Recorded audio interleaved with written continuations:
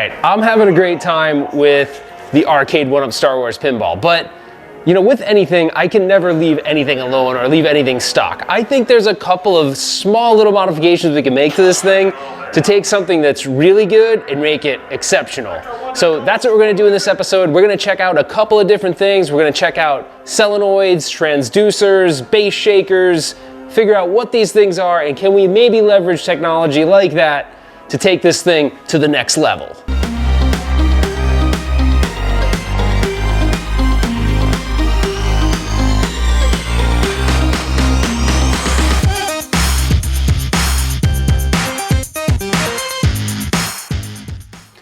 Okay, so we already know that in the actual pinball machine, you already have 4 solenoids. And these solenoids fire for different events on the playfield. So things toward the back tend to fire these 2, and things toward the front tend to fire those 2. So solenoids really just provide a pin that hits a piece of metal which makes a sound. It makes a sound and it also does vibrate the cabinet a little bit.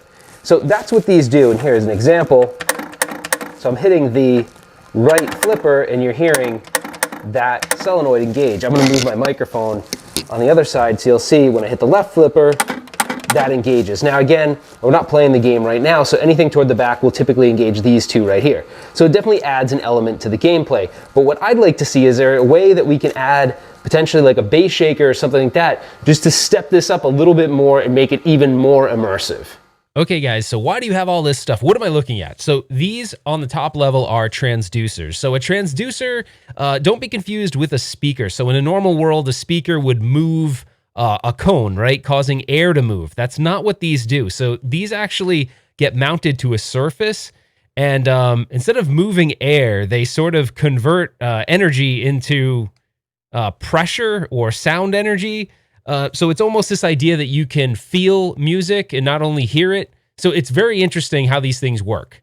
That's probably a poor definition, but you get the idea. And these are all different ones. So this one would be called an exciter. This is going to be more of a tinny, higher end or higher frequency sound. This is a bass shaker transducer. This thing has like crazy, it's going to give you this crazy rumble feeling. And this is a mini bass shaker transducer. And believe it or not, this thing's pretty badass for the size it is. This thing can really make something rumble as well. You'll see these in home theater applications. People will mount these to things like sofas and chairs and stuff like that. But they're also used in pinball, often referred to as poor man's DOF or poor man's force feedback, because you don't need to wire a bunch of different things like you'd have to do with solenoids. Solenoids can be very difficult to understand. There's tons of wiring.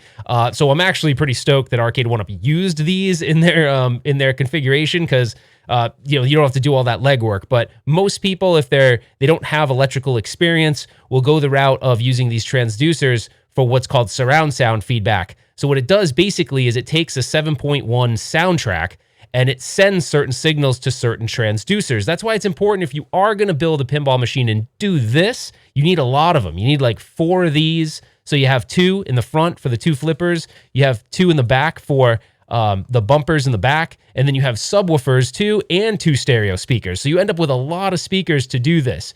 And I'll give you an example on my Terminator 2 what this sounds like. So you can hear when I hit a flipper what this sounds like. It also has like an interesting sound that it plays when a coin drops, and there is movement. So you can see these things move. So when it is actually making a sound, it does also sort of have a little bit of a pulse, which that pulse can be felt and not just heard. So these do become pretty effective in an application like that. Now, the Arcade1Up, they went with the solenoid route, and I'm going to show you a little bit more about what that means here in a second. But the one thing I want to make clear is these things don't work right without something like surround sound feedback telling them what to do. Otherwise, you'll be sending all sorts of frequencies to them, and they're going to be ineffective, because you want flippers to sound like flippers coming down this device. You want things like low-end frequencies to go down this device or a subwoofer. So that is a little bit more easily implemented with something like Visual Pinball X. They have tables that people have already created in the community, the soundtracks for, which is great. But yeah, so I have this in one of my systems I built, but I'm really excited to see that Arcade1Up kind of went this, it's a little going the extra mile, in my opinion, to do something like a traditional solenoid, which has been around in pinball for, ages now. All right, so on the table right now, I have a solenoid I pulled out of a running Arcade1Up pinball machine. Why I have this out here is I want you guys to understand this is a form of haptic feedback or force feedback. This is just one way of doing it. There is actually other ways to do it with just all transducers. So there's people that use just transducers and they call it poor man's DOF. So it's like force feedback, but you don't need all the solenoids. And honestly, they've done a lot of engineering to make these work in the cabinet. This is much more difficult to do than setting up surround sound feedback. I've actually done both. I have my own pinball cabinet where I've done surround sound feedback, and I'll tell you, I followed a little bit of instructions and I was up and running. Solenoids with power and everything, it's a whole other ball game. So what I'm going to do is I'm going to show you, there's a board, there's a board with some integrated circuits and some capacitors which drive all 4 solenoids. I'm simply just going to apply voltage via a DC power supply to these 2 points right here, and you'll see this thing fire, you'll hear it fire. So just hold on a second, I'm going to do that so you can see that live.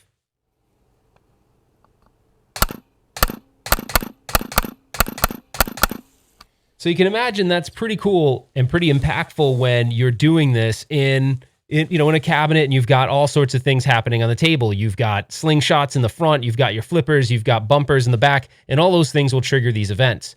Why would I want to put in a bass shaker is that there's an awesome soundtrack on the Star Wars machine. So let's see, is it possible to have, a bass shaker coexist with these solenoids for an even better experience than you're already getting out of the box? Okay, so you're probably wondering what it is that I've done here. Well, I'm going to remove these 2 screws to show you guys the actual speaker area of the cabinet. And when we do this, you're going to see there's actually the 2 stereo speakers back there. Well, unfortunately, the way that this had to go down, I had to actually modify this a little more than I thought.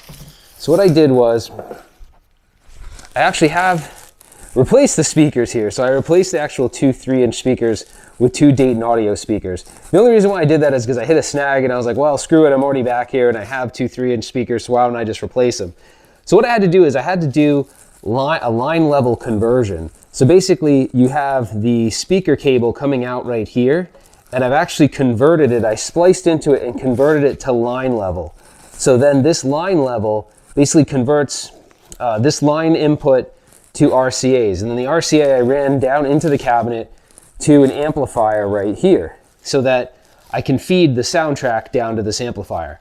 Now at this point, I was like, okay, great, I got that, I got new speakers, but what about the bass shaker? So the bass shaker I actually mounted underneath the cabinet. So I'm gonna tilt the camera up and hopefully you guys can see it. It's right there toward the back middle area, and I find that it works really, really well right there. Now, I wanted to do this mod so that I didn't have to replace these speakers, but for some reason, the line level outputs coming out of here, it's just like there's some amplification or something. So when I go straight to the amp, it just doesn't sound right. It's popping and it doesn't work right. So I'm gonna have a subsequent video where I talk about how to actually do this. This is definitely more of a proof of concept because people don't actually have these units yet. So I'm gonna try to get you guys to hear what this sounds like. It's really hard to pick up on it because like I said, transducers are more of something you feel versus hear, but maybe it'll translate a little bit in the video. Before we get started, I wanted to show you the settings on my amplifier. I've been playing with this a little bit because I wanted a good balance between the solenoids and the bass shaker. I didn't want the bass shaker to overpower them. So this, I've noticed, these settings is a pretty good blend. But again, you'll have to play with it if you decide to go down this route. I will have links in the description of all the parts here, but this is not by any means a full tutorial. Okay guys, it's the moment of truth. I have my decibel meter here so we can kind of see like how loud can this thing get. But all right, let's try it out. So I'm gonna put up the volume, and keep in mind the original volume is still gonna work. So once you tune everything on the amp side, you can just use the main volume control. Okay, so far, from a soundtrack perspective, I feel this thing rumbling like I'm in a movie theater, and that's a tiny bass shaker. So right now where I stand, I'm at about 80 decibels, maybe 84, 85 decibels. Okay, let's get this thing fired up and play a game. Hey, you don't have any needler runs, do you? All right. Take off or none of us stands a chance. Okay, I have it up a little too loud, I think. And I'm lowering it a bit more. Okay. Okay, you caught me. So it's really rumbling the floor, guys, like out of control. So I can still hear the solenoids, but I might consider turning down the bass shaker slightly. But holy crap, is this a different experience? Like, all I did is like, this isn't really that expensive, so it's like a perfect complement to the solenoids. But man, like this thing, this bass shaker changes the game. Changes the game. Low hyperspace. Now keep in mind, you could do this to any, virtual pinball device you have. So if you're someone that bought maybe an AtGames Legends Ultimate, you want a little bit more low end. Now I don't know how that thing's architected as far as sound output goes, but dude, this is incredible. One of the coolest things about this, I'm blown away that it makes this much of a difference. That bass shaker is tiny in comparison to the other one that I showed you guys in the video. So anyways, I got my decibel meter. It was peaking out at like 100. We probably don't want to put it that loud. Now you can turn on and off the solenoids and a bunch of stuff like that, but holy crap, if you're someone that always wants to get the most out of something they have, this is a relatively simple upgrade to get a crazy difference. I mean, it's good out of the box. I want you guys to understand, it's actually really good out of the box. This next levels it completely. So, as these things roll out, I'll definitely have more information about this, but I will have all the parts needed below. So this way, if you're interested in doing this, when your pinball machine arrives, you already know what parts you need to do it. And I think it comes in like a little bit over $50. I can't remember exactly where it is. Hopefully don't quote me on that, but in the link in the description, I'll have all the stuff and all the parts you need to do a mod like this. But I am more than blown away by how that little bass shaker, I've never actually used that in any applications really to date yet, so pretty cool. Anyways, if you enjoyed this video, give me a thumbs up, consider subscribing to the channel, turn on notifications to be informed of other videos like this. We do mods, we do all sorts of stuff. We do console gaming, we do retro gaming of all different kinds, so there's lots of stuff on this channel. But lately pinball's been the craze, so we're doing lots of virtual pinball stuff. That's it for now, guys. We will see you on the next one.